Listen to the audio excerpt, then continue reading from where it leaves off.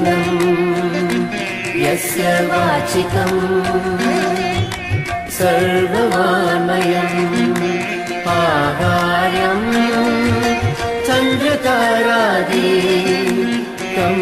वन्दे सात्विकं शिवम् आहार्यम् चन्द्रतारादिकं वन्दे सात्विकं शिवम् आङ्गिकं भुवनम् यस्य वाचिकं सर्ववाङ्मयम् आङ्गिकं भुवनम् यस्य वाचिकं सर्ववाङ्मयम् आहार्यं चन्द्रतारादिकं वन्दे सात्विकं शिवम् आहार्यं चन्द्रतारादिकं वन्दे सात्विकं शिवम् सात्विकं शिवम्